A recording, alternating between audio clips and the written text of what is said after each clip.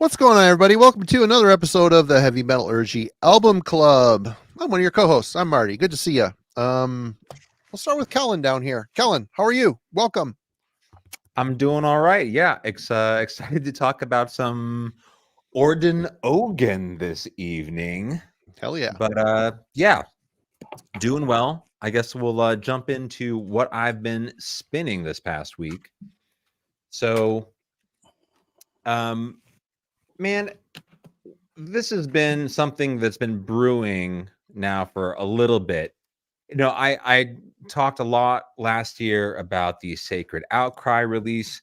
We covered Lost Horizon, and for the album club, Marty was so kind to send this my way, Keepers Part 1 from Halloween. So I've decided this year I'm going to make this past week was the tipping point, and I'm going to make an honest effort to spend a little bit more time with this genre. So this past week, I picked up two albums. The first one has been talked about here more in a joking fashion than a serious one, but this is quite the name here. Legend from Beyond the Galactic Terror Vortex. Glory Hammer. By the way, that's an awesome album artwork for but here's an okay. So I've also been trying to research some older stuff and bands that are not from Germany or Sweden that are contributing to this genre. Or Italy. Or Italy. One. There we go. But this band's from the Netherlands, and this is Elegy. Labyrinth of Dreams. Yeah, this is from 1992. I think their first or second full length. But yeah, there we go. Breaking my brain.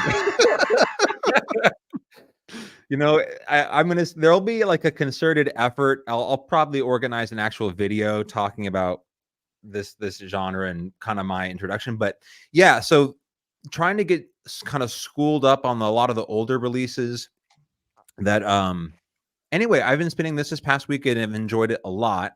And my last little one here is a new release from 2024. This is a Chilean death metal band called Meridian, and this so Caverns is the name of the record, and it sounds to me like that time period where Septic Flesh or Therion are sort of transitioning from a straight death metal band into something a bit more, I don't know what you call it, symphonic or experimental, but it's an interesting, you don't hear a lot of bands who are sort of operating in that time period. So been a cool new edition here for 2024. All right, Jim. So I kind of went more of the way like I needed sort of a antidote for the power metal. So by the way, how are you? How are you doing? It's super great. I spent way too much money on records this weekend. Yeah, I kind of went buck wild, but you guys will see the stuff over the weeks. But Angel Witch, God, this is so good, man. This is obviously a classic, and just revisiting this again on wax was so much fun this week. Really enjoyed it. This is one of the ones I picked up on vinyl. Am I frozen? There we go. Witchfinder General, Friends of Hell. I got this because Alan had said great things about it. I'm so glad he did, because I love this. Oh my God, this is so freaking good. I don't know if he's got that edition. He's got like 15 versions of that release on vinyl. I wonder if he has that one. Oh man, I like right after I grabbed it, some guy comes up and he goes, "Hey man, is there any more Witchfinder General?" I was like, "Nope." Stole it. And let's see what else we got. Anyway, it's so good. Yeah, what a great record. earlier, Sulfurion, Gateway to the Antisphere. Man, I absolutely adore the cover art of this thing, man. It's just, it's so great all the way around. Killer. Yeah. I mean, does anybody except Bindrune do as good as Van does on their releases, man? I mean, it's always just, majestic. You're picking up anything from them and opening it up, and and I really love this because it's that smoky gray. And typically, I'm not, I don't need color vinyl, but this one, man, it's cool smoky gray, and it has their emblem or whatever like embedded in the vinyl. Somehow it doesn't mess with the grooves. I don't know, it's amazing. But so yeah, I'll have to, if you haven't seen that, I'll show it to you. It's really, really cool. But yeah, great weekend for music, and great to be here. All right, TJ, how you doing? Oh, 7 out of 10. Where have I been? Okay, so a few things this past week. Baphomet, Dead Shall Inherit. Anybody remember this one? I saw him live once. Yeah, actually, I was looking at something on YouTube one time, and one of their kids got into the chat because people were gushing about the record, and they're like, "Oh, my dad was in that band," and blah blah blah. It was just kind of a trip, seeing they're like, he appreciates all that love so much, and da da da. But that one, I pull this one out a couple times a year. It's just, I don't know, there's just something so right about the simplicity of this record, and just, I don't know, it's good.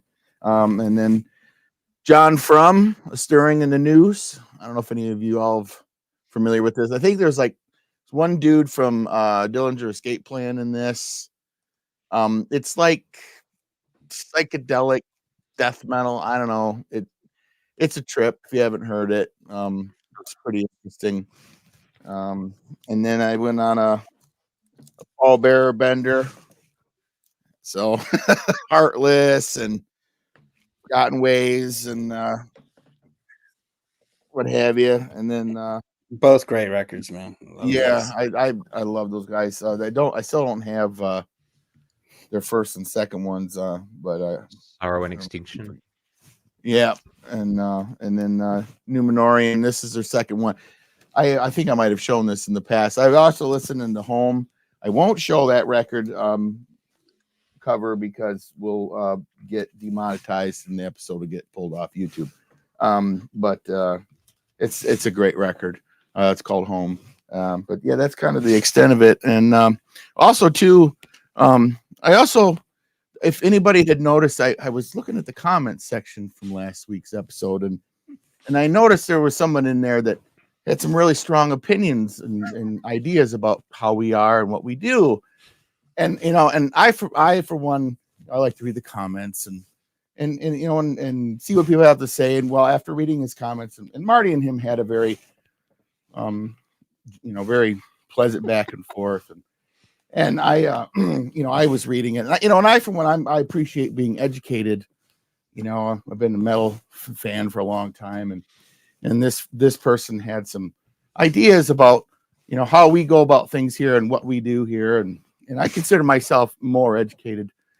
And so actually, Tim, that John From is kind of in the Portal wheelhouse. Check it out. It's kind of in there.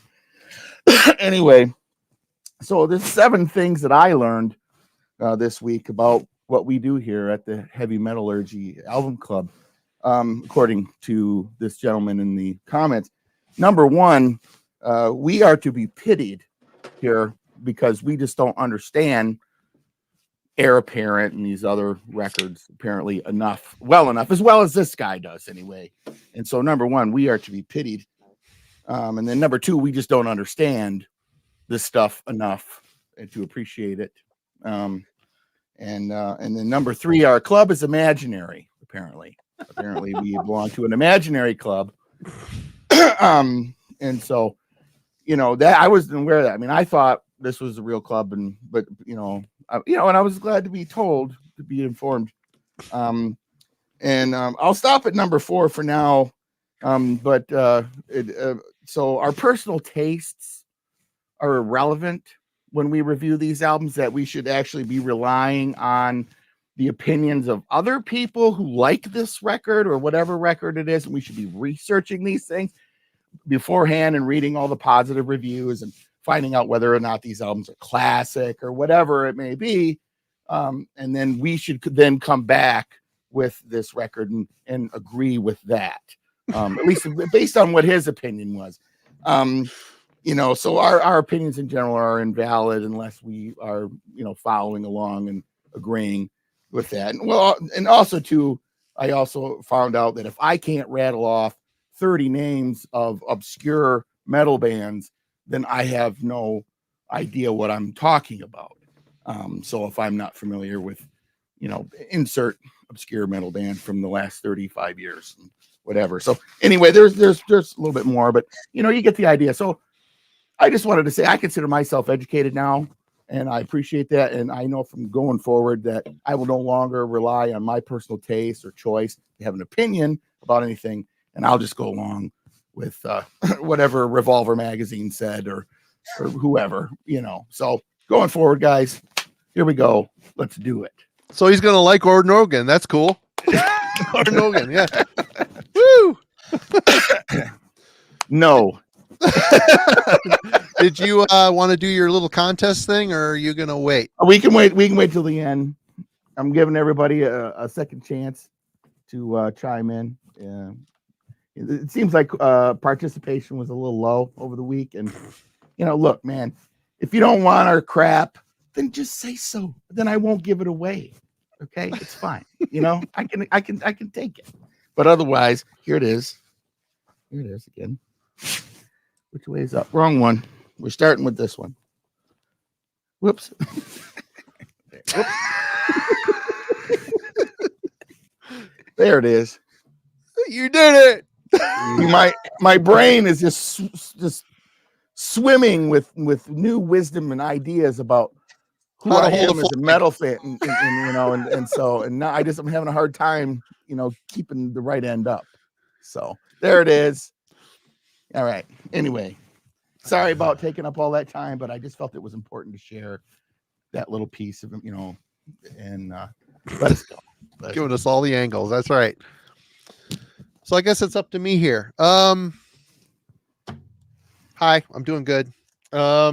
This week been kind of I've been listening to this Orden Ogan album a lot, but finally snagged a non-promotional copy of the latest Dismember album. Kind of surprised. I have to really turn this up super loud to get it loud. I don't know. The mastering's a little quiet if they got just too much time on the side. I don't know. Still very cool to finally have an actual copy. These guys didn't really mess up, in my opinion. They stayed very consistent, although Massive Killing Capacity is my least favorite. Then I chased it down with some Dokken, Back for the Attack, which has been kind of a fun listen. A little bit more aggressive than Under Lock and Key. Just a good album. I dig it.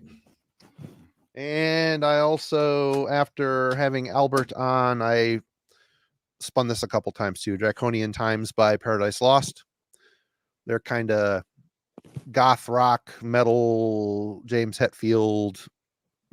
I don't know. I always liked this record. I didn't when it first came out, but it grew on me for sure. But we are here tonight to talk about the fourth full-length album by Germany's Orden Ogan, called To the End. It came out in 2012.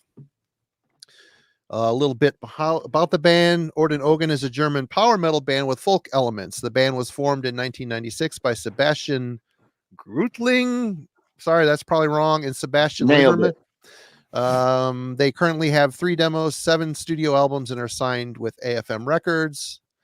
We're going to skip down. Oh, here we go. Founded in June 1996 as Tenzende Agavilde. The band nailed it. The band was named Orden Ogan in 1997. Orden Ogan means the order of fear, Orden being the German word for order, and Ogan being the old Celtic word for fear.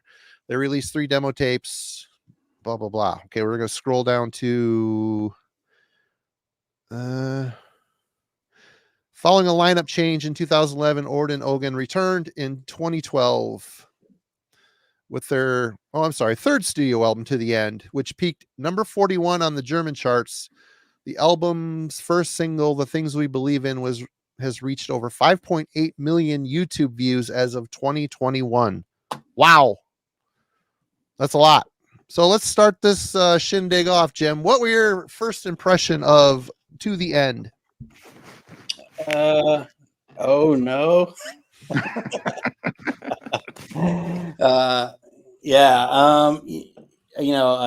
Power metal, some of it I really, really love, and some of it, not so much. I did like, kind of like the instrumental first song and the first track To the End.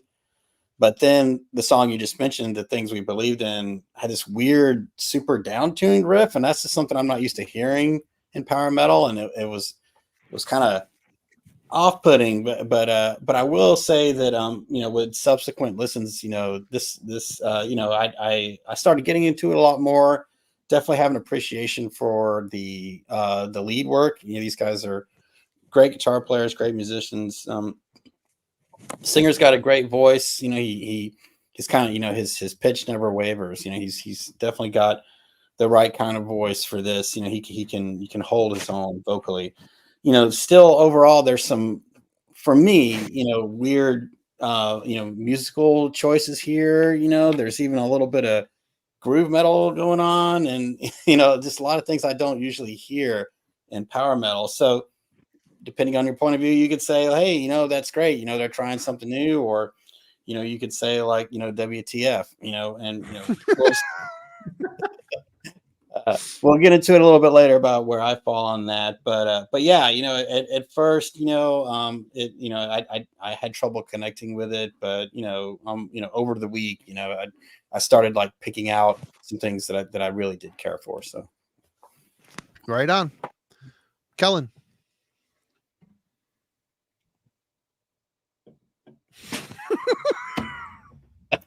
Yes. So, where's your bird? Where's your staff and your magic tome? Okay. So first, I was actually bracing for whatever, like the incredibly ridiculous, over the top outfits, lasers, animals with flying, whatever. I thought we were going to go there. And the first thing that instrumental, the intro to this record, the melodies to me kind of caught me off guard. So what I heard between, like, there's like I guess the concept of this entire band is based on, I guess it's a fictional narrative surrounding this dystopian future. I don't know if you want to fill me in. I can't believe you had a top hat just laying around the house. That's my first. I'm still a little stymied by the top hat. Somebody hit the dollar store. I reached out, and Corinne was at work today, and I was like, this is going to be a long shot. But is there a top hat? Does anyone have one at your work? And she's like, it's funny you asked. So here we go. Last minute. Nice. But yeah, to me, there's like an icy sort of melodic side of this that felt to me like later, like the more recent albums that you've almost heard from Enslaved or Borknagar, which would kind of caught me off guard. Like the part of the melodies that catches me off guard that you got that. I don't know. Anyway, but it's cool. It's cool, like, but yeah, sure.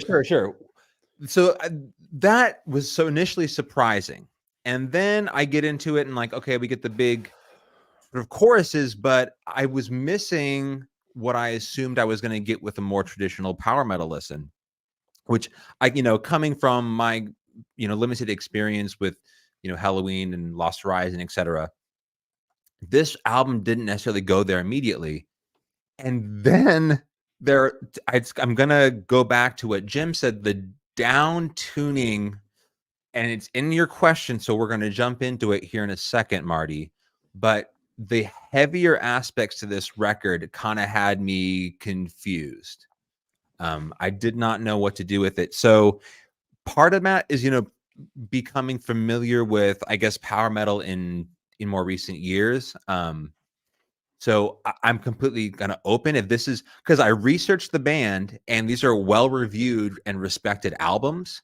But for some reason, I kind of had me like a bit concerned if like this is sort of the normative standard for what power metal is in 2012 or 2015, etc. So anyway, I had two very different sort of surprise and also like what the hell is going on kind of reaction to this initially.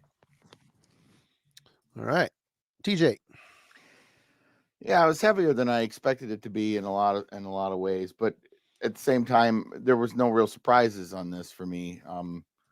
I not really any. I mean, well, that might be. I don't know if that's entirely fair. I guess structurally speaking, I wasn't surprised by the delivery of this record. I was surprised at the way some of the guitar playing, the riffing, the rhythms come across at times. He's over here hearing Borknagar, which like I'm with you. I'm like, where? But cool. I mean that our ears are all different. I don't listen. I mean, I'm familiar with them. I know some of their stuff, but that's something I didn't necessarily cue into. But I'm picking up a lot of like Swedish Gothenburg in Flamesy kind of riffing, but then also hearing that they're dipping their toe into the kind of modern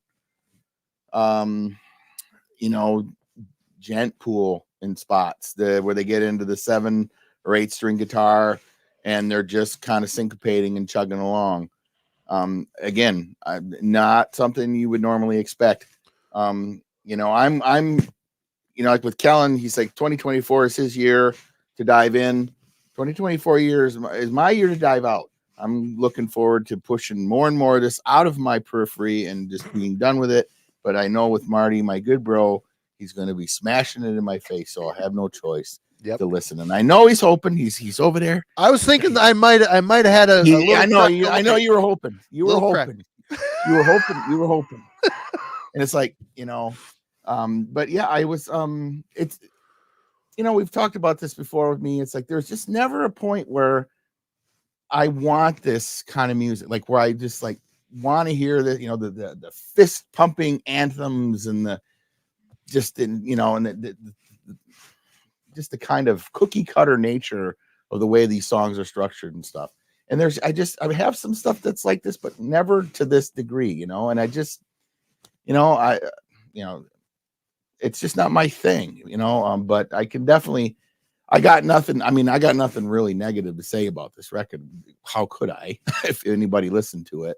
It's just not in my wheelhouse of particular tastes. You just don't like to have fun, Oh no, we were talking earlier. No, I mean, if I need my music to be as miserable as I am most of the time, so if it's not, putting me into, a coma, depression, or, nap time, or a nice Norwegian sweater. I mean, put you into one of those real quick with some of the shit. Listen, I didn't like that record either. I like 2 songs. I tried, Keep it up and I'll change my mind about the record I'm putting on tonight. I'll ruin you all. No, but no, man, I was surprised at a lot of what is going on this record. Pleasantly so. After I didn't listen to it. I got 4 listens in, and it was nice actually putting it on my system today and, letting it rip through the shop. And it's a little, I enjoy it a lot better that way than through headphones. So no, the cheese is just, I like the cheese on my sandwich, but not on my metal. And so it's just, but we'll get there. Definitely, we'll get there. First impression for me, this is, I don't remember where the hell I got this from. This might have been something that Zoller sent me. It might be, but I threw it on and I listened to it twice and I was absolutely hooked. The fact that it's melodically charged enough to fit within the power metal realm. But that first song, the intro, the Frozen Few, it reminds me of Hypocrisy a bit. Really melodic guitar tone, heavy foundation underneath it. It just has a very atmospheric, triumphant sounding vibe to it. I'm like, wow, okay, this reminds me a bit of a Hypocrisy thing. And then the melody lines won me over instantly. First impression of this, as power metal's gotten a little bit more modern, a lot of these bands like Sabaton and bands like that, it seems like you listen to these songs, it's like they write this amazing massive chorus first and they just kind of lump the rest of the song around these big choruses. So the whole song you're waiting to get to this big chorus. With this album, it's kind of struck me a little bit differently. The songs structurally are interesting. It's not, once the chorus hits, I'm happy it's there because it's great, but the stuff leading up to it is interesting. It isn't just like slopping a few, super in key parts together. There's, the heavy guitars come in, they're used sparingly. They're not used on every single song, which I like that, the dynamic between just more of a traditional melodic thing and then the heavier genty kind of crunch. But I don't know. I think that, this stuff is a little more structurally interesting, and which kind of tells me that they came from a melodic death metal background. And I asked Jurgen about it. Apparently he was hung out with those guys. He opened for them or something. He's like, they came from a melodic death metal band. So that kind of sized it up for me a little bit here, but, there's no denying. I love, I believe Sebastian's his nickname is Seeb. I really like his vocals. I think they're atypical. He doesn't sound like every single, falsetto screech into the heavens singer. He's very much in a pocket. You can understand what he's saying. He sings with passion. He can sing cleaner. He can sing with a little fry in his voice. It's good. It's a good mix. But let's get into the first topic here. Helloween largely created European power metal as we know it with the Keepers albums, and from there the genre has modernized but rarely stepped outside of a predetermined blueprint. Though it is easy to lump Orden Ogan into the European power metal category, I feel they approach their music with a bit more diversity and heaviness. Melodic death metal, it's in there. Symphonic power, it's in there. What do you think is the main characteristic that leans this band into the more of a commercial acceptance? What is power metal? Is this power metal? And does this heavier side of the genre do anything to broaden the genre's parameters? Often closed-minded parameters, mind you. But we'll start with Jim first on this one.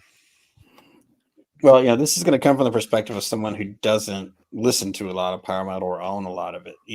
I have some of it, but mainly my stuff is like, American power metal, which is very different from this genre. I do love Blind Guardian and Helloween.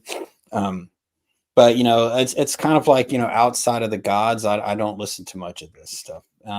So with that, little asterisk in mind, I will say, what makes them different is, their experimentation with different sorts of styles of metal that we're already alluding to. I'm with TJ, on To the End. I hear it in flames all over that song. This World of Ice. I mean, the beginning of that song sounds like, mid 90s Fear Factory to me. and then the verses, like to you guys' point, is a little genty when the verse riff kicks in. I mean, for me, like, they're my least favorite parts of the record, though. My favorite parts of the record are when they stay within that power metal genre, and I don't know if that makes me closed-minded or whatever with my power metal, indulgences. I guess so be it. I just felt like it was. I just felt. I didn't feel like the melodic death metal, like the In Flamesy stuff, on To the End was forced in, and that makes sense. Here, they kind of came from there and went to this. That seemed more natural, but I did feel like the weird, 7-string moments that are kind of peppered throughout the record here and there. Not too much, but a little bit. Definitely all over World of Ice. They just didn't seem like they were meant to be there. I'd give him some kudos for trying something a little different, for trying to kind of like, edge out of that world a little bit. In my opinion, with, Seeb's vocal variety that you already talked about, Marty, like, I think that was he was already kind of pushing there, because he does all different kinds of like vocal choice, no growls or anything, but his clean vocals, like, he tries different things, he tries different styles. And even on one song I was kind of like, wow, is that even the same dude? But it was him. He was just doing something different. And obviously his vocal rhythms are very catchy and memorable. He enunciates very clearly, which is, kind of staples of power metal. But I kind of feel like, if they had leaned more into the melodic death metal and not like the weird drop tune stuff, I think it would have made a little more, for me, it would have made more sense. I do think it's power metal. I don't think again, this is coming from somebody who's, I'm definitely more of a death and black metal guy, and even more thrash. So, but from what I hear, it's still power metal. I don't think they colored so far outside the lines where I had trouble distinguishing this from any other genre. I really still feel like they're in there. I don't feel like all of specifically the guitar choices were always on the money, but every other musician that gave himself in this band, on this record, I think it's firmly rooted in the genre, and don't know if it's pushing it forward or not, but it's solid. All right, Colin. So to me, so much of power metal is dependent on the chorus. And I think this record, and I'm guessing this band, still holds true to that principle. There's enough enormous choral chorus arrangements on this record that I love. I fucking love that. When you listen to it on headphones, it's just like you're like looking into a valley filled with people ready to go to battle. For all I know, I mean, we'll come up in the production notes, but there's like 50 people in the recording room during that time period. Like it sounds huge, right? And I think that sort of songwriting structure is the key principle that always translates to what makes us a power metal listen.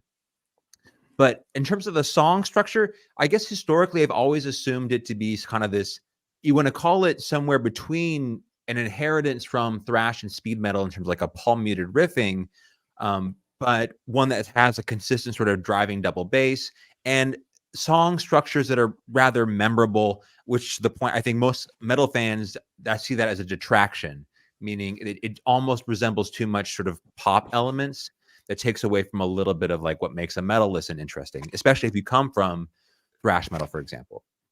I thought it was interesting, just as a side note, like I was trying to do some research on where this came from.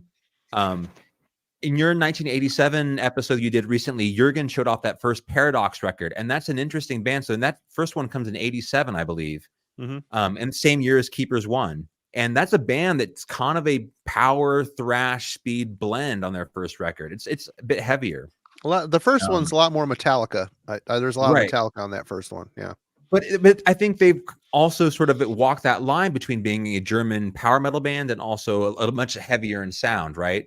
So another one that like I did some research, a band called Angel Dust, another German band that's a bit heavy. Yeah, their first couple albums are thrashy, and then they got kind of power, modern, Nevermore type of weirdness as it went on. Yeah. Which is another band, right? If you look at the American side of things, bands like Nevermore is another band that was kind of heavy thrash, groove, prog power, like where you drew that line was complicated. So I think that is what you do with sort of the guitar work tends to be what's complicated about this record. I 100%. So the Melodeath, like the biggest detraction for me sonically on this record is they are one metalcore scream away from Shadows Fall. Like don't ruin this for me, Colin. if you put a screamy guy in this, it's Kill Switch Engage. It's all Take of that. off your hat, sir. Take off your hat. And the way Set your coat free. The American. I'm keeping this top hat on. You're going to listen to what I have to say here. So this band is so close, like in every way that people have been derogatory towards the influence that At the Gates had in terms of sculpting an entire genre that came in the early aughts. This band to me walks that line ever so careless. Like it is so close. And I think that was the biggest offensive part about this record for me. Is it's approachable, it's melodic, and it's heavy in a way that reminds me of a time period when people were trying to take a heavy sound that was established in Melodeath and make it more accessible. And this band tends to incorporate those elements. Now, the choral aspect sort of pulls them towards a power metal listen. Yeah. But I don't know how I feel about them sort of integrating that element, which we'll get to that later on. But I think because so much of this record is focused on giant choral arrangements, it's impossible to ignore it as a power metal listen. But man, it is ever so close to that kill switch engage. Because of five heavy, 7-string crunches, five songs. You put swooped the hair on it, and Right. Raven wing, yeah. yeah, there they are. There they are. Get a white spiky belt going. There we go. All right. Now the grand slam here. He's gonna bring it home. What's up, Tej? What are your I like thoughts? that, Kellen. I might just go with that. I might just be like, you know what he said. Whatever. No, listen, TJ wants the hat now. Yeah, pass the hat, bro. No, you know, the heavy, you know, them bringing the heaviness. I mean, this in every way is power metal, and in every way. Now they're moving some different elements in and out of the sound, and I applaud that. I think that's cool. It definitely, you know, when I really started paying attention to it, because Marty's played this, it had this in the background. I think weren't you playing this out at Fat Camp and stuff? I'm almost sure you were. Probably. You know, and you know, so it's like the heavier elements and stuff are cool. But you know, if they were to really dive headfirst into that, I don't know that it would really. It seems like if they were really trying to bring that in, I don't know if they could achieve the same kind of sonic footprint that they have, you know, with what they're doing. So I don't know, you know, but it's definitely. I wouldn't call this anything other than power metal. You know, but they're trying to make their own thing going, and it's cool. I mean, for your question, I don't, you know, again, like Jim says, it's like I'm not a power metal guy, and you know, so in my opinion, take it or leave it, you know. But I definitely, you know, what do you say, like diversity? I think it's cool. I think they're obviously paying attention to what's going on and they're seeing, and they're like, hey, let's bring in something that's a little bit heavier and whatever. You know, and it would be cool to see if they could really pull it off. I mean, like for me, you know, my favorite kind of quasi power metal band is, you know, Buried in Oblivion by, you know, Into Eternity. And I don't know if that's even fair to call it power metal. You know, it has some soaring vocals and then does the death metal and the whatever, but it's like, is it power metal? I don't think so really, but it you know, it scrapes at that a little bit, you know. And so for this, it's like, yeah, I mean, you know, but these guys are they're operating, like you say, you know, the commercial acceptance stuff, you know, these guys are operating in that realm in Europe. And this is, you know, you judge it by their, you know, their plays on Spotify and everything else. It's you know, it's what they're catering to. There's a certain audience, there's a certain demographic. I mean, you know, the outfits and the imagery, and it's all part of it. It's cool that, you know, they're not quite as you know, over the top as, you know, Mix 6 or Glory Hammer or something. Which but Seeb is in. He's the main songwriter for Angus Mix 6, right? Which, you know, which he's obviously, which he leans into the cheese and that. He's getting his outlet in that more so, and you know, obviously with this, it's a little more subdued. It's still there, you know. They still saw a wardrobe guy and got the big, you know, the big shoulder pads. They have outfits. It isn't just it's an outfit. Yeah, they have it's a band uniform, you know. It is what it is. And next thing you know, they'll have a little patch that says, you know, Odin's organ on here or whatever. But you know, Odin's organ. Yeah, whatever. I'm sick and tired. I tried writing it down. Look at here. I'm trying to write it down 3 times. before I wrote it right on my notes. So I'm done trying to play with that tongue twister. That's their problem, not mine. So whatever. Better than their Ogden. first band name. That thing I couldn't even Well, sound it out. It's like, what the hell? Yeah. But no, I did definitely, they're power metal. I think, I applaud them for bringing in some heavier stuff in this and trying to make their, their brand stand out from the crowd. And I think it does. I think it shows for them.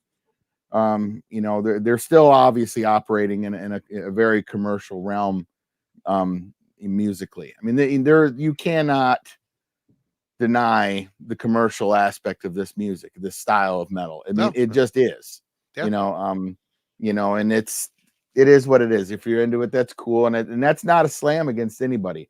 I mean, I like stuff that's very commercial. We all have our individual tastes about things and whatever, and there's no problem with that. There's no big deal with that. It is what it is. And these guys, and you can't fault them. They're over there kicking ass and playing good shows. And these bands, I mean, look at them, man. Look at the quality of what they do. The guitar playing and the musicianship and everything. It's so well done. What can you say? So these guys, yes, they're power metal. It's cool that they're doing some heavy stuff. It'd be neat to see them lean into that a little bit more.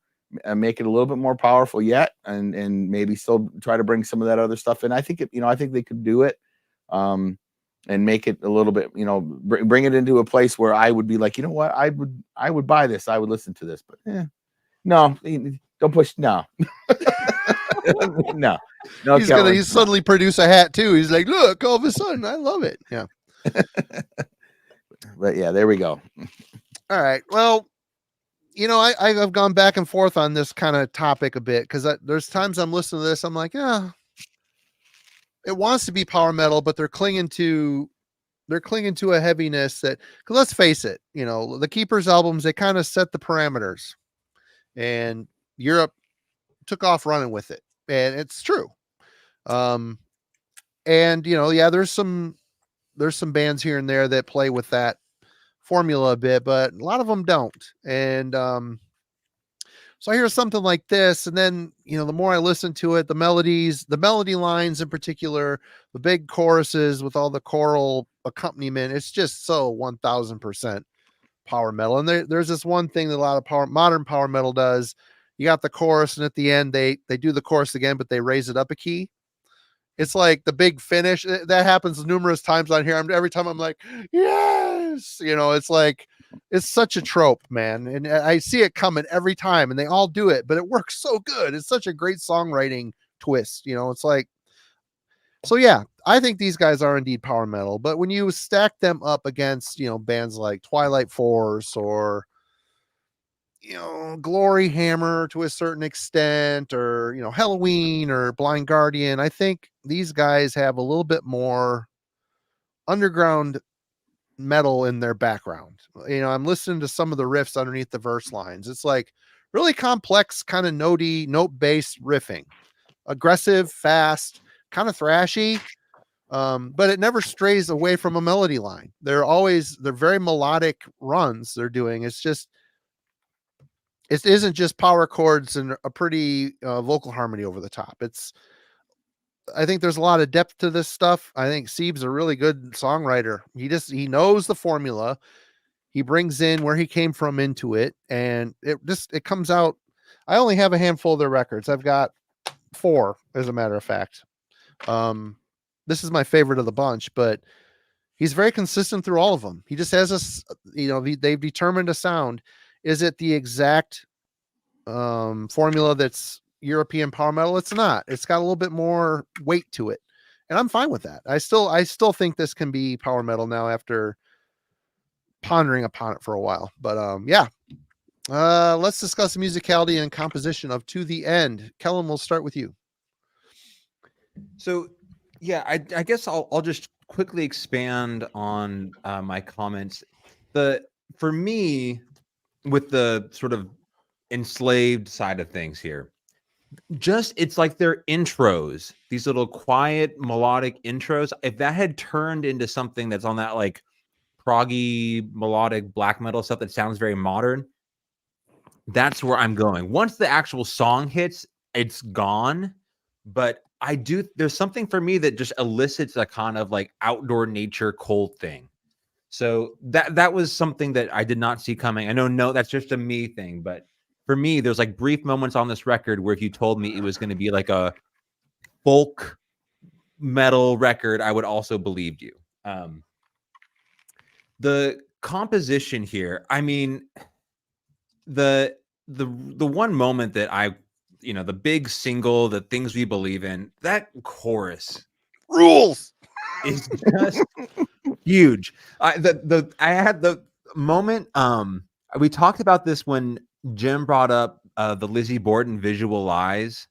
Mhm. Like, so the song "Shock" on there has like a really memorable sort of. It's just super poppy. And it was like my embarrassed at the grocery store picking up eggs, looking down the aisle moment. Like if I saw someone there, I would be singing that chorus, and then I'd look down the aisle and I'd be like, "If you don't tell anyone, I won't tell anyone." Sort of deal. Like it was just undeniable. Were you wearing that hat at the time? I was 100% buying eggs and wearing a top hat. Yeah. Or I wasn't wearing it, but it magically appears with a raven on my shoulder. Yeah, it's one of that's the biggest thing on this record. I think a couple other times I really felt they hit their stride. In terms of that sort of like big melodic thing, the Ice Kings, that song's pretty mellow throughout. It's and then not a that heavy chorus. song. Yeah, but it's kind of folksy through the entire song. It never gets heavy by any means, but they nail the choral arrangements. So great, so good. And if you're whatever at a Vakken festival with 20,000 people in a field, like I can totally imagine like being swept up in that. So, the parts though that really we kind of have already gone over it. The duo of "Till the Stars Cry Out" and "This World of Ice" are the hardest parts for me on this record. Those songs get somewhere where it becomes kind of, I think the intro to "This World of Ice" is the genty part where it reminded me of a sugar riff. Yeah. And that kind of threw me for a loop. And it feels like a fundamentally different band to some degree. Like if they had just stuck doing the big choral arrangement stuff, I would have probably had an easier time with this record. But that, and I think it's the breakdown on the next song, "This World of Ice," where it kind of gets chunky, heavy, sort of metalcore breakdown stuff that I had a difficult time with. For me, the next two songs are then when they return. So Dying Paradise and Mystic Symphony for me, man, I was on my run today, and the solo in Dying Paradise, like 3 minutes through that song, it just sort of empties out, and the guitar work is unbelievable. I replayed that solo like 3 or 4 times. Mystic Symphony is probably the most power metal song on the album. I mean, from start to finish, it's very much. And that chorus. Oh, anyway. Yeah. So those that was for me like what I was familiar with in terms of what this was power metal was going to sound like. And those two songs I think stay true to the German influences on this for this band. In terms of like a traditional power metal heritage. So it's on this record. Sure, we've already kind of gone over this, but there's an incredible amount of diverse influences from probably different eras of the genre's history, right? So in this record is in 2012, right? Yep. So after whatever all those years, 2+ decades of power metal, it's kind of pulling from a lot of different spaces, and I think for fans who are well versed, that's why they've given it such high praise. So a very diverse song in terms of its musicality and all the different elements that make it up. Right on, Jim. Yeah, there's no doubt these guys are shredders, man. The guitar playing is really amazing on this record. I love the leads. You know, they're definitely Shrapnel Records style, but not to the point where like, hey, look at me. They make sense in the context of the song, that the melody doesn't ever get lost in like the speed of the runs they're doing or anything like that. Like, you know, they're easy to follow. And you know, they can show restraint when like those leads back up the choruses really well. Like on the till the stars cry out, the behind the chorus, the big chorus, you know, and the night will come, you know, there's like a really cool melody line with the guitars doing along with it. It's not anything like super, you know, quick and, you know, or anything like that, but it's just phrased really well, and it blends with the song. You know, I wish I could say more about the bass. The bass for me was really hard to hear on this record. When I did hear it, it sounded cool. You know, I mean, loud bass isn't like a thing in most power metal bands, except early Halloween. Still, I mean, yeah, Marcus really cuts through. Great player. Yeah, exactly. And I kind of wish this band would have taken some cues from that. I do wish the bass was louder, but you know, the drums are perfectly adequate. You know, definitely, I think Seeb, his vocals are the highlight. You know, and to your point, Marty, yes, you're waiting for that big chorus to come, and it is what makes the album fun. It's what brings the good times. You know, those huge choruses and everything like that. I was definitely, you know, well, I'll wait for my song breakdown for the end, but you know, I'll just keep it general with saying, you know, even the parts that I don't like, you know, which definitely is, you know, the weird groove, whatever you want to call it, type moments here on this album, you know, they're still executed well from a musical standpoint.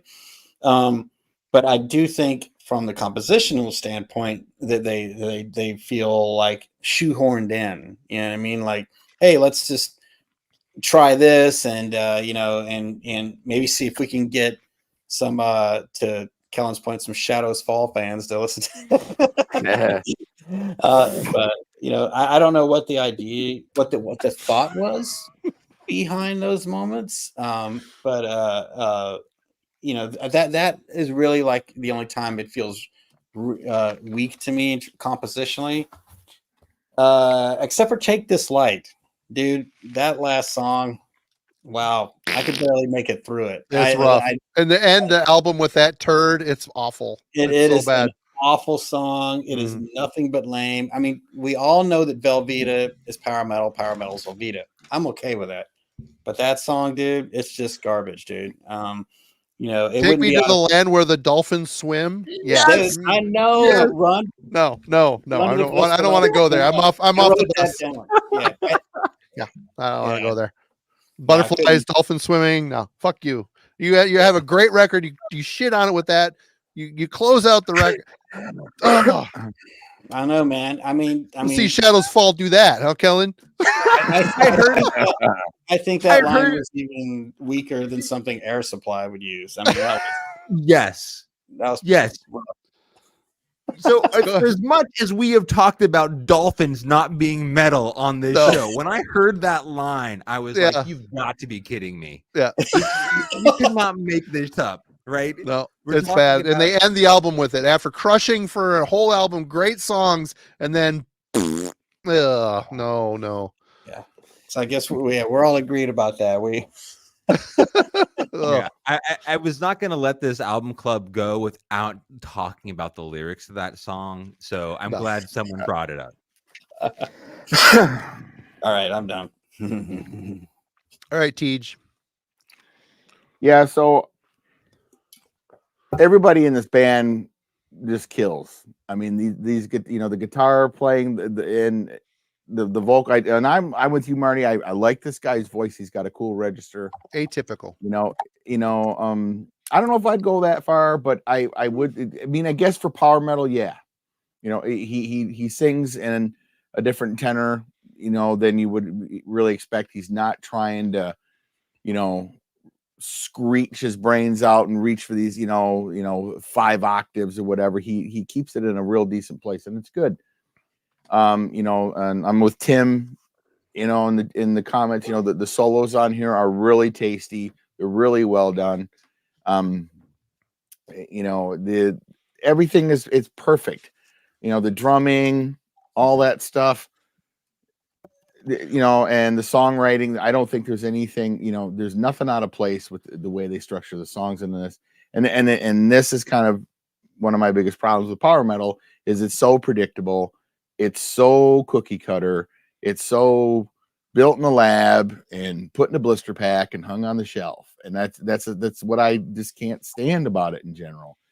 There's never anything about it that kind of, you listen to it and you're just like, oh, I wasn't expecting to hear that. Or, now with these guys, like I said earlier, some of the heavier parts did strike me, like, oh, that's interesting. That's different. But again, they stick to the formula so perfectly that by and large, you're not getting, you get these little sprinklings of these heavier moments and these more interesting riffs that, smack of a melodic death metal or, a Gothenburg style, In Flamesy or early In Flames style stuff. But beyond that, they drive the truck right back into the same rut, and it is what it is. For me, it's just, it's like whatever. I just don't, it doesn't, there's, like I said earlier on, there's never a time when I'm really just needing that huge soaring chorus where 50 people are just, I'm storm the castle with my magic jetpack hammer. I just don't, that shit just don't, and, you guys are talking about all these, it's like, in the lyric, and it's, the lyrics in this are a mess. There is just like, I really, like I said, my final listen, I'm really kind of paying attention. And I'm like, what is he talking about? And I'm looking, and they are just like Angels War. Like none of that makes any sense at all. It's just like random. It's just a mess. And well, they can't have it because I got it, and I'm going hunting unicorns with that bitch. And anyway, and but yeah, the lyrics on this are just, after that I just kind of stopped paying attention to it. I didn't even catch the dolphin thing, which is just great. Oh, it's awfully bad. I mean, I was listening. There's like some, there's like a big concept, the apocalyptic end times, and apparently people in a, being oppressed by this blizzard and the Ice King and all this crap. And I'm like, oh, these lyrics I should read these lyrics. They sound interesting. Then you get to the butterflies, the lady beetles, and the dolphins. I'm like, no, I don't know. I just figured they were, the wizard was going with his magic raven and his stick, and he was going to the frozen land to resurrect Walt Disney and put the spirit of the raven into Walt Disney so Mr. Disney can come back and turn, do some, I don't know, make a new metal band. They can't all be Eddie. They can't all be Eddie. These guys were doing what the hell's that band that's doing the cowboy shit now? A Wayfarer or yeah. I mean, these guys were doing it. This album's called Gunman, and they're all they have that theme going on this album, so they're doing it first. Yeah, I saw those pictures. I saw those pictures online when I was looking at some stuff too. So I was like, when did that happen? So different wardrobe guy during that. Yeah, different outfit. Yeah. but the lyrically it's just kind of a mess. I chalked it up to, maybe they're poor English or what have you. I don't know, it probably sounds great in German or wherever they're from, German, right? They're German, aren't they? Yep. But yeah, otherwise it's, compositionally, musically, top notch, top tier stuff. It's predictable, and they throw a few curveballs at you with some of the heavier stuff, which is cool. I enjoyed that a lot, but overall, I just nothing happy. Oh man, digging deep for that one. Showing our age. Poor Fievel.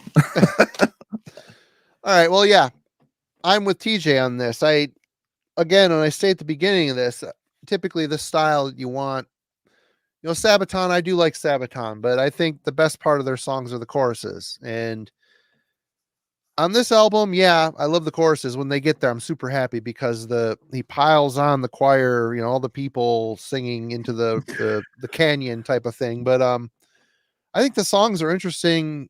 I'm not wanting to get to the chorus. I'm listening to the interesting shifts. They'll stop and throw in this weird melody line and jump into something different. There's like structural, interesting things that they throw in to break up. You know, typically the formula power metal is pretty cookie cutter. These guys don't really follow that. I mean, they definitely lean heavy into the tropes, you know, the big choruses, the infinite choir type thing. But, you know, I think from their death metal, melodic death metal background, there is a bit more propensity to want to make it a little more complex. Like the opening track to the end, aggressive riffing, never loses sight of melodic hooks. It's still aggressive, busy, but it's never dissonant. It's usually just very melodic. And I dig how they built this record. And until the very end, I mean, the composition of this record, there's one ballad-esque song in the middle of the album, which is really good. I think it's Ice King.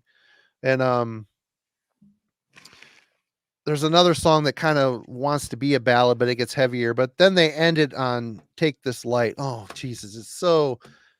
The ballads in the middle of the album, they work really well because they're not super cheesy. They're just well composed, excellently layered. And then I serve the Ice King. Yeah.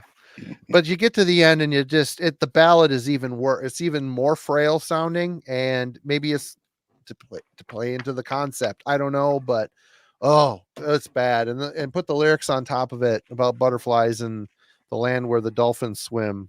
Oh my God, dude. Really? You just kind of a very awesome triumphant record, and you kind of shit on the whole thing with that track. But compositionally, if you could just skip that one, it's a solid record from start to finish. And I love it. I wouldn't have picked it. Production, let's talk about it.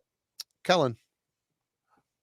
So this is like has an area where it's true, Alan. They are nothing but choruses, but they're good choruses. Anyway, you're not wrong. I don't necessarily like have it. I don't know how to be harsh or critical, just because I do believe at some level this is what it's about in terms of being modern, clean, well produced. Like that is the sound that they're going for. When this record needs to sound, like you said, infinite chorus, it works. It does that well. Everything is, I think, for the most part, clear enough. Like I don't have a problem in terms of not being able to hear specific instruments. I know Jim mentioned that, he doesn't feel like the bass is as prominent in terms of being distinct, but I don't feel it's, if I was really listening to it, I could find it. So I feel there's nothing remarkable about it, or there's really nothing of personality. It doesn't have individuality by any means. So I just kind of feel it like plays its role, and no one shows up to these records for interesting or unique or appealing production. It's just kind of a modern power metal release, and that's not why you're here. So I wasn't really offended by it, but I wasn't really surprised or taken, I didn't think it was a hallmark part of the record. Jim. I completely echo Kellen's sentiments here. There is zero surprises about the production. Everything is pure power metal. I would have appreciated a little bit of a diversion here in the production, I think, maybe rather than Z-tuned guitar riffs here and there. But yeah, everything it's good. I mean, you got to have good production to be a European power metal band. That's just kind of the sound. And you got to It's going to be if you're doing bedroom black metal sound and trying to be power metal, it's not going to work. It's not. No, it's not. Yeah, don't compliment each other. Especially because the choral style vocal, I think, in European power metal is essential. I mean, that's the defining factor of it. And to get that sounding right, you got to know how to do that layering in the studio well. And these guys, by their own work and by whoever they're working with, do accomplish that. Guitars sound fine. Drums sound fine. You know, my only criticism is, yeah, just like Ellen said, I mentioned earlier, you know, the bass for me is too low. Like yeah, if I really listen for it, I could hear it, but I don't like to have to work for the bass. I like for it to always be present. That's my preference, and I know that it's probably you know, it can be argued maybe in all metal that it's not as important, but certainly in power metal, it's not a very important instrument in relation to like the vocals and guitars and keyboards. But for me, it's important. So I would have loved to hear that pushed higher up in the mix. But yeah, nothing to complain about here, but also nothing to really celebrate either. You know what I mean? It's fine, but I would have liked something. Here is where I would have liked a little bit of change. Maybe not so much into the riff choices, but a little production. Experimentation, not bedroom black metal direction, but something else, I think would have been, easy on the ears for me. All right, TJ. Yeah, it's perfect. It's precise.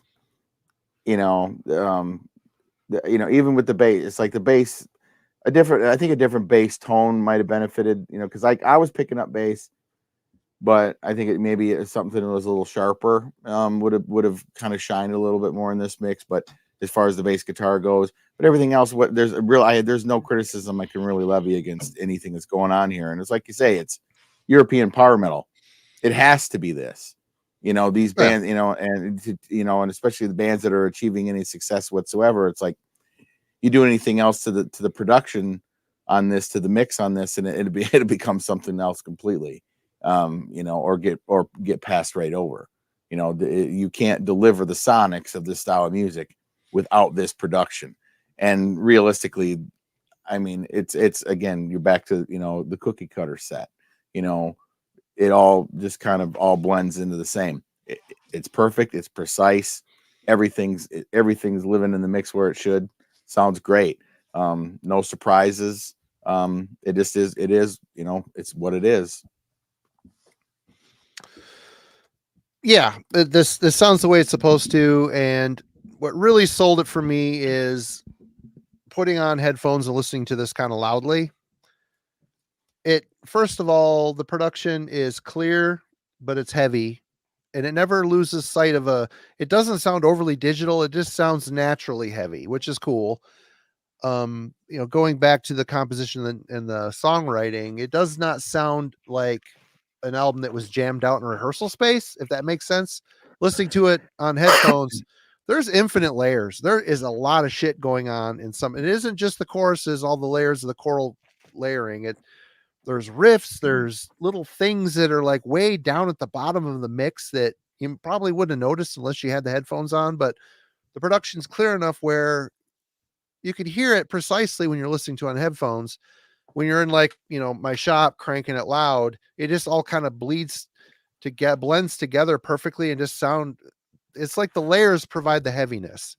So it almost feels like there's one, maybe two guys at the helm writing all this stuff, and everybody else just kind of comes in and does their thing on it, but kind of has a mad scientist in the studio kind of feel the way they layered this. But the production is the perfect vehicle for that layering vision to come to fruition. I like the production on this a lot. It's not thin, it isn't too thin, it isn't too thick, it's just right. Goldilocks. It's the Goldilocks zone. Favorite, least favorite songs, Kellen? Oh, well, so I'm gonna say that the closer, Take This Light, that has a special place in terms of, and out of all the albums that we've covered on Album Club, and we've talked about an album needing to close emphatically, that may be like the nadir of experience for us. Yeah. The other ones I kind of talked about. I didn't like when they ventured into the sort of heavier stuff. So I think This World of Ice and Till the Stars Cry Out are probably ones that are on the, least favorite side for me. It's impossible for me to deny. This is gonna be one of those things, but the things we believe in. I watched the video for it. It's stuck in my head. Like The video doesn't. It's cheesy, but it doesn't suck. There's like a production value to it. I guess it it explains some element to like the themes of this record and the band's as a concept, but it's still whatever power metal ridiculous. Yeah. But it's man, that dun, dun, dun, dun, dun, dun, dun, dun, yeah, it's 100% stuck in my head. I'm gonna for next week I'll be hung up on it. My two favorite songs, though, I mentioned earlier, Dying Paradise and Mystic Symphony. Those Mystic by Symphony far rules. are my favorite. I mean, that the solo that like carries, it's like it builds up. You have like one part that's kind of loose, and then there's this crazy sort of fast sort of arpeggio thing that comes in. Well, I love how his cadence in Mystic Symphony like builds with the riff in that thing is so it's like clenched fists, like fuck yes. Right. And then for me, like that's like what I was craving. I when I go over, like I mentioned, the Ice Kings, I actually think that's a strong song. Maybe not what I want from power metal, but like it leans into the strength of this band. So that was also a highlight for me. So plenty of like solid takeaways, positives for this record. I just couldn't get past sort of like the wannabe Melodeath stuff. Right on, Jim. Yeah, I mean, obviously, take this light as an example of what not to do, and it's a poster child of how not to end an album. Yeah, it is. It's really, really bad. Yeah, my opinions mirror Kellen's really well. I mean, I think when these guys, and not to sound closed-minded here, if I do, oh well, but I think when they stick to the power metal, that's when they're their best. So it's Dying Paradise and Mystic Symphony for me on those. It's the rolling double bass, it's the classic riffing, it's and that backed up with or should I say the vocals backed up with that sort of rhythm section and riff style is, I think, what makes power metal strong, what makes it what it is. I didn't hear as much downtune stuff on Till the Stars Cried. I thought I kind of listen to that one again because I actually do like the chorus on that one, but I'll have to check that out again. But yeah, World of Ice, it's almost unlistenable to me. I can get through it. Like I can only make it through Take This Light twice. but this World of Ice, I just feel it's really awkward, man. The groove metal riffs in there. I just really don't think that song works at all. To the End, the title track, great way to kick off the albums. Yeah, there's maybe a little too much In Flames Love on the main riff, but it doesn't, like I said earlier, it doesn't feel forced to me. It seemed like it felt natural somehow, but hearing that they were a melodic death metal band before, that kind of fills it out for me a little bit there. I understand that. So yeah, Dying Paradise, Mystic Symphony, and To the End are essentials. This World of Ice and Take This Light, fast forward and forget them. All right, Tej.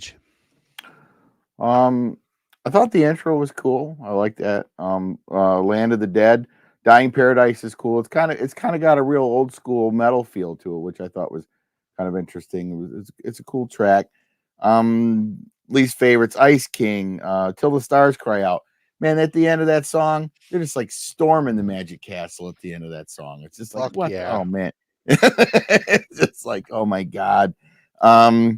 It's an insurrection in Middle Earth, bro. And it's an insurrection at Disneyland. It's like, we're coming for the master.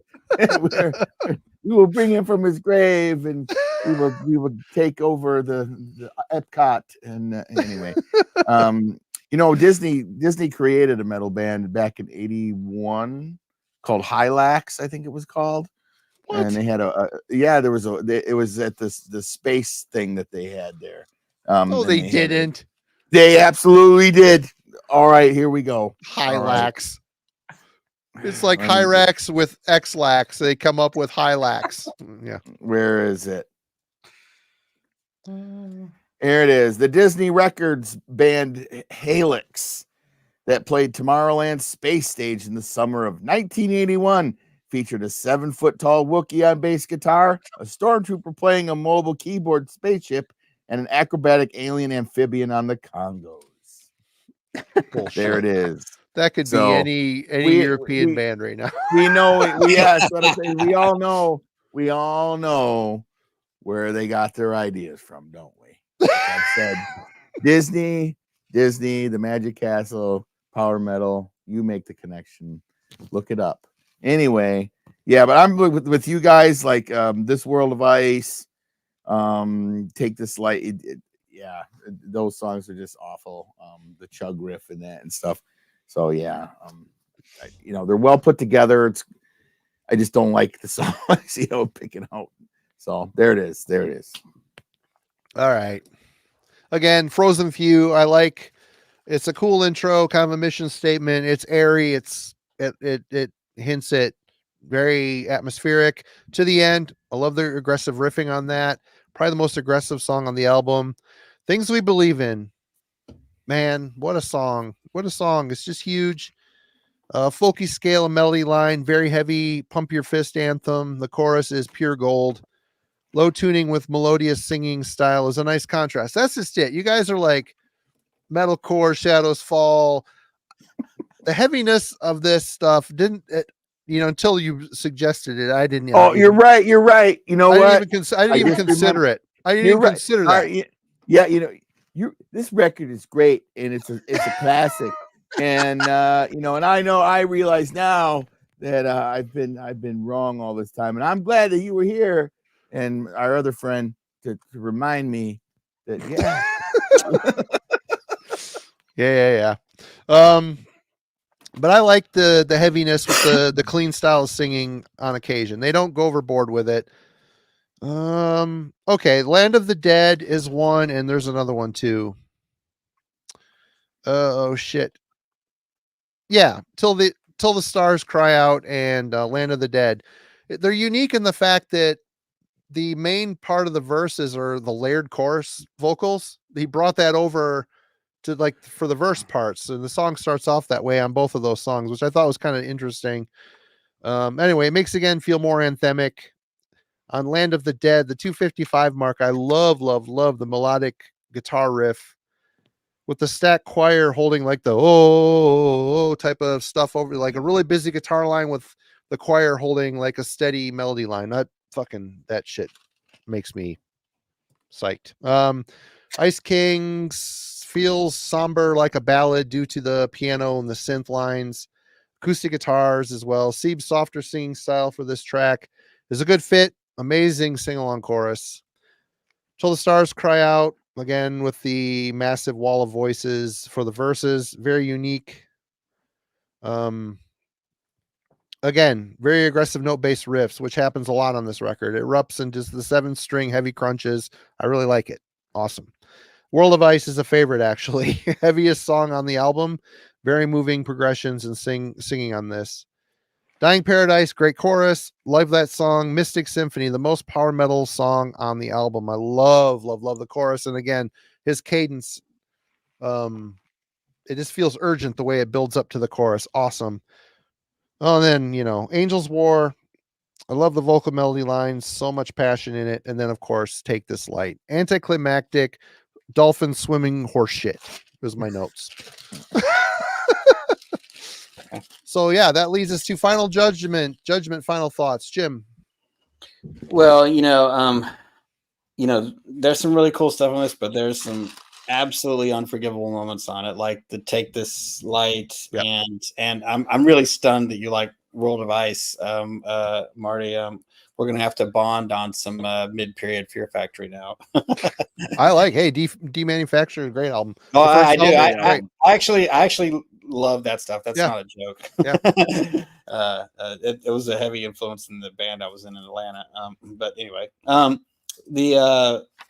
But yeah, Take This Light is just really bad, and just a lot of those moments are really weird. But one thing that we didn't touch on that Tim actually said, oh, there it is right there, that comment. He's right. There's a really great flow. I had no idea the album was that long. Yeah, I mean, Agreed. There are 3 songs just at or over 6 minutes, and there's 1 song in 7 minutes, and none of them feel overly long. Yeah. So, when he put that comment up, it made me reevaluate. I'm like, you know what? If I can listen to a whole album like that and not feel like it's long, I got to give it a little more credit. So I was going to give it a 6, but I'm going to give it almost another point for that. I'm going to give it a 6.75. Oh boy. TJ. Yeah, it is a great album by a bunch of talented dudes. It's not my thing. I don't hate this record. I would not buy this record. If I got to give it, he says 6 3/4. I don't know. I'll give it 5 7/8. I don't know. Something Any like that. songs make it onto your playlist? 8 out of 10. No, they did not. 8 out of 10 grilled cheeses. No. That's just too much. That's too much. Even for me. All right, Kellen. I'm curious because this band, I mean, is incredibly well reviewed. I've seen people recommend Ravenhead, which is the record that follows this. I don't have it. It's on my eBay shopping cart with 2 others that I don't own. Yeah. So like I'm clearly missing something. Like I don't know what it is, but this band is loved by power metal fans. And I love them. There you go. Well, you are not alone, because I mean they're kind of a big deal, and the fact that so many people have kind of a Tim, my boy. You're my boy, Blue. There we go. Yeah, so I don't know, but like I guess I'm more curious in terms of like what on the lead up that I need to listen to. Do I need to get into Sabaton to get into this band? Is this I'm trying to figure out. These guys are a little more interesting than Sabaton. I love Sabaton. Don't get me wrong. There's a couple. One is going to make it on here one of these days. It's on my list, but there's one I love, and there's a couple others that are really good too. But they're a good band. Chorus. It's all chorus. Every song's a chorus. Right. But like even the folkier elements to this, I've heard people recommend Falconer, which another band I don't know well. So like anyway, I was not ready for this record and I did not love it. But I'm gonna keep this door open because a lot of people keep on pointing me towards this band, and I know I'm just missing the steps. So come to me in a year and I may have changed my opinion on it. So it's me. I'm the last one. Yeah, I'm gonna give this an 8. I'll mirror Tim's 8.5 out of 10. It would have been probably a 9 if it wasn't for that last freaking song. And Take This Light. What a crap show. But other albums by these guys, this is good. Gunman, good album. It's very much in the same vein as this one. Thanks to Dreadful Rick for sending this to me. Veil. I haven't listened to this as much, but I enjoy it. It's very solid, very good record. And this is their most recent, what the hell is this called? Final Days. It's kind of like centered around an AI concept. It's starting to get way more modern. That kill switch that where you push the kill switch and it does. They work that into a couple songs. It's kind of like, oh, my kid likes this album a lot.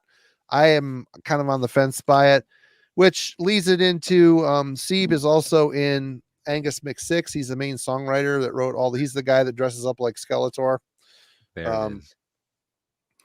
Look at that majesty, TJ. Look at it. Take it all in.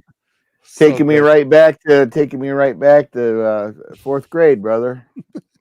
But if you listen to this album, songs like Amazons of Caledonia and Key to Eternity are very much Orden Ogan feeling. This is a good record. It's cheesy as shit. Don't get me wrong. If you struggle with the cheese, this is a tough sell, but I love it. I don't give a shit. It's terrible. I love it. It's awesome. It is so cheesy and stupid. It is amazing. But so bad. yeah, this record, I picked it. Obviously, I like it. I wanted to talk about, and we do a lot of death, black, thrash, stuff like that, weird proggy stuff. These are going to creep in once in a while with my influence, and just to make TJ squirm, I guess. I don't know. I'm hoping I find the one that makes him say, "Oh, yeah, I like that." But I'm So, lining yeah. a few up, Marty. I'm lining a few up for this year, so I'll be joining this train for you. excellent. TJ, did you want to finalize your contest winner if you have one? Well, nobody got the magic word. Apparently nobody cared. I guess I can go with the runner up. Hopefully you guys know how to get a hold of him because he's already exited the for the Frosty. evening. He decided the magic word was gravy. He was close. Oh. It was actually puke. So he was close. So Kelty, you won this. So if anybody knows how to get a hold of him, and so we can send Celtic this, Frosty won this. Yep. And so for next week, anybody pick the magic word and win into lifeless shrines. What's the magic word now that you've used pukes? I mean, I guess we don't know. That's right. It's still you gotta play the home game to win. No, Tim, that's not right. So anyway, yeah. So Celtic Frosty won. Hooray. All right. Cool. It seems like Friday, we don't know yet. There's been some possible schedule changing on Friday's show, but maybe King Fowley, maybe not. So we'll see. But anybody have anything to add? Kellen, you have anything coming up on your channel? I do. So I am planning to get an episode posted, I guess, next week. So hopefully Tuesday. This was kind of spurred by the heavy metallurgy end of year thing. And when you posed a question to the panel regarding death metal. So next Tuesday marks the 16-year anniversary release from this band and this record. Wowie. And not a very prolific band. Not a prolific band. And I kind of wanted to do a retrospective on the influence of Graves of the Archangels and the influence that this record had, and just kind of talk about the death metal that preceded it, the bands that came up with them, and kind of how death metal has changed and where I see it kind of today. So it'll be a little bit of a anniversary episode for that record, and just kind of remembering it and its influence, and then also talking about death metal a bit more generally. But yeah, so hopefully that'll come your way next week. All right, Jim, you got anything going with IWAS? You're muted. No, I don't have anything going on right now. So buy stuff. Glorious Dead. We have got a show a week from Friday here in Traverse City. If you live in Traverse City, we're going to be playing at Eugene's Records, which is basically in the basement of the coin slot. So come and hang out with us. We're going to try to blow the lid off the place. And you know what? I forgot to mention this early on, which sucks because I'm very excited about this. We hit 5,000 subscribers the other day. We're at 5,007 subscribers. It's a solid 5,000. So that means Alan and myself will be sitting down and streaming Chameleon by Halloween in its entirety, just to watch Alan squirm. So I don't know why that became the thing, but that's the thing. There might be a contest as well. I don't know if that's going to get sorted out in time, but it's not going to be on a typical Friday. We're going to probably do it during the week sometime. So that's coming. Thank you all for, it's been a bit of a slog, but this last year we've really gained a lot of subscribers in a pretty quick period of time. So we appreciate all of you folks for joining us. Please go subscribe to Killing for Company. Kellen needs more subscribers. He's doing some great fun things over there. He brings a very cerebral take on metal, which is awesome. It's a nice change of pace to the YouTube community. Dig it. Go check out his channel. Please subscribe. Check out Iwa's recordings. Check out The Glorious Dead. That's it. We'll see you Friday. We'll see these Well, wait a guys next minute. week. Oh, what? You got to pick an album, right? Oh, shit. I see we're trying to sneak out of here. Oh, man, I see was what's scared. going I know. This is going to be great. Anyway, what do you got? No, I've had a change of heart. Considering what Oh. we've just been through this past week. I the listened to album this that record probably 20 times this week. I'm not going to lie. I love it. Anyway. The band that I wanted to bring was just going to suck all the air out of the room. And I love the record. I think they're a cool band. They're an interesting band, but the record is over an hour long. And it's just like, I'm like, you know what? Let's have a little palate cleanser on this. So I'm going with the first self-titled release by Sumerlands. Oh, Sumerland, self-titled. 1M, right? Yeah. Self-titled is next week. All right. I've been meaning to check these guys out. Everybody's ranting and raving, which makes me slow to the uptick, but we're going to definitely check it out. Cool, everybody. Thank you so much. And y'all have a good night, and we will see you Friday. We'll see this group. We'll see y'all Wednesday. Cheers. Hang in there. The weekend's coming. It'll be great.